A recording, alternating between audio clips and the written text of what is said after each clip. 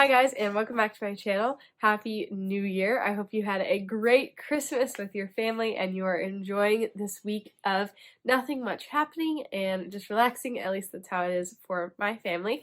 Today, this is a perfect video to put out because it is almost the new year, and that means new goals for reading and new book challenges.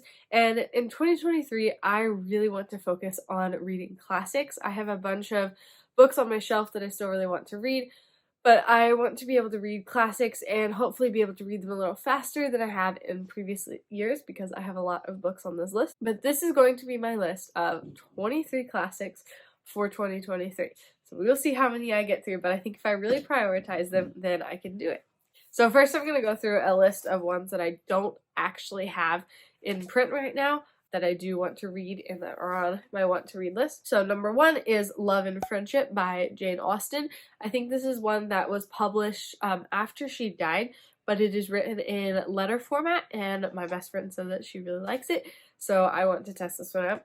Then Silas Marner by George Eliot. I read Middlemarch this year and really liked her writing style, and I've listened to Silas Marner before. I've heard that it is a little bit of an odd story, but I am going to test that one out, and it's a short little one.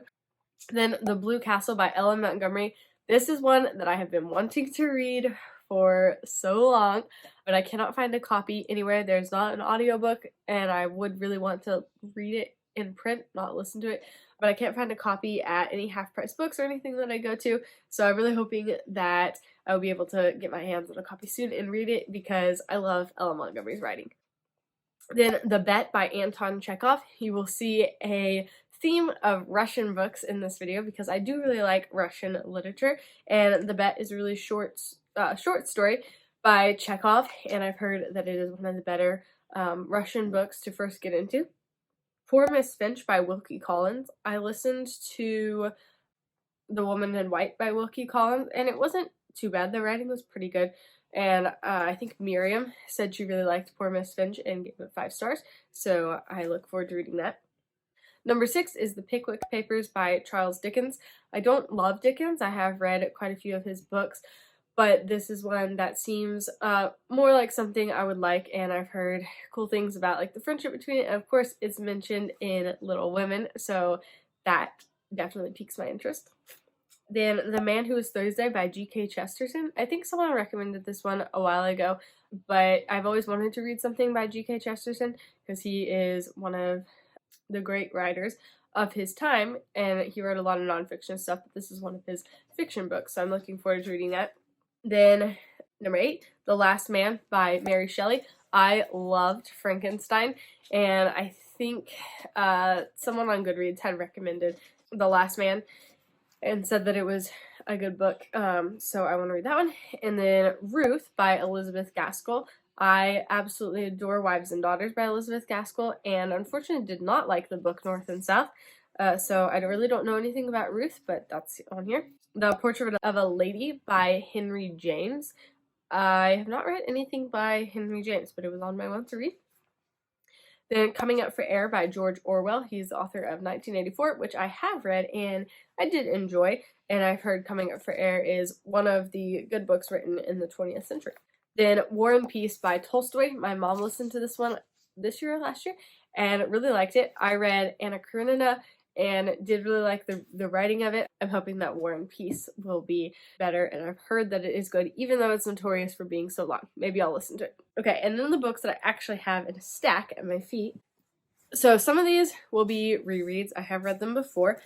So number 12 is Anne of Green Gables by Ellen Montgomery. I obviously have read this many times before, but the more I talk about it with people, the more I want to read it again and see how I relate to her compared to how I related to her whenever I was younger. So I'm going to read this one. And then the tome that I have promised to read for so long and wanted to read, The Silmarillion. If you watched my recent videos, I absolutely loved the appendices of The Return of the King. And so I think I will really like The Silmarillion, as it is kind of in that vein and you get to learn the backstory of Middle-earth, which I think will be super cool.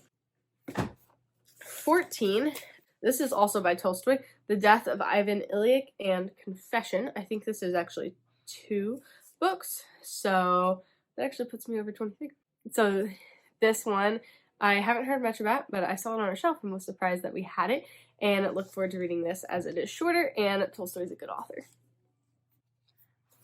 15, another Russian one. One Day in the Life of Ivan Denisovich. I actually bought this one this year, and then my mom ended up reading it and said that it was very good and very well written. So it looks like some of my siblings have gotten to it as well. I look forward to reading this one. This is one by Alexander Solzhenitsyn, which is a different author than I have ever read, but I've heard good things about it. Whoops. Number 16, Barchester Towers by Anthony Trollope.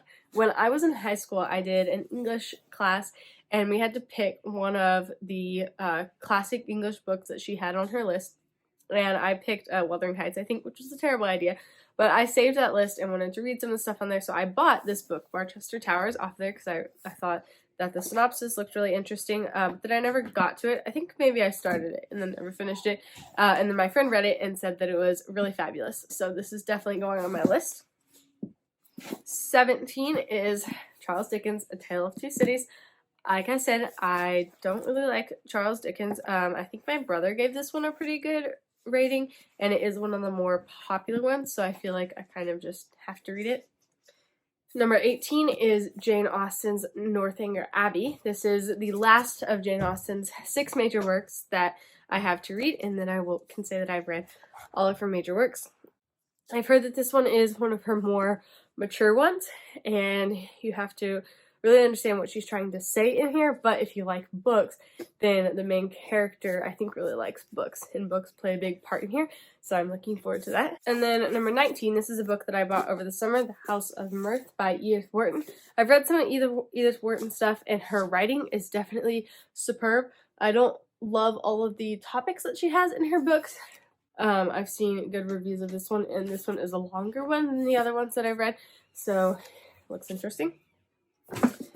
This one is not necessarily a classic. It's just an old book that I picked off my shelf because I do really want to read it. The Home Book of Music Appreciation. I found this at a used bookstore and just thought it looked really interesting because I love music and I love old books. Okay, then number 21 is this book by Jules Verne, Paris in the 20th Century. It is a lost novel. They found it years after he died.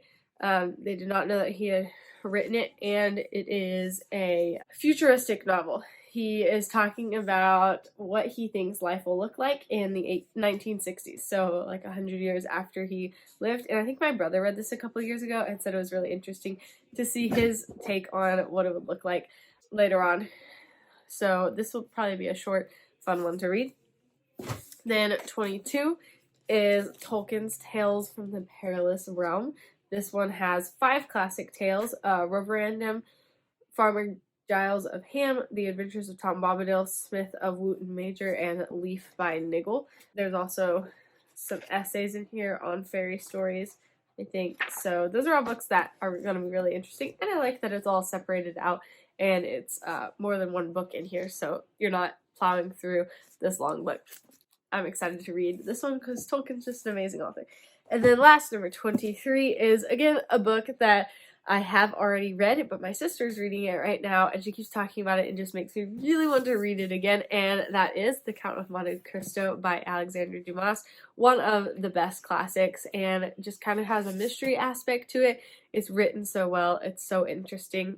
So those are 23 classics that I want to read in the next year. It seems very ambitious because that's almost 2 classics a month, but a lot of them are shorter. I will listen to some of them, even though I don't typically like to listen to classics. There are just so many, and they're well worth my time compared to other more modern books that are available to read or to listen to. So I hope to just work to be better at reading the classics and adding them to my list, because Miriam over at Miriam Reads All Day, I think, is just such an inspiration because she did a video where she had read 100 classics. So I would love to be able to make a video like that someday. So let me know down in the comments if you have read any of these classics and what you think of them, if any of them are your favorites. And I hope you enjoy your holidays.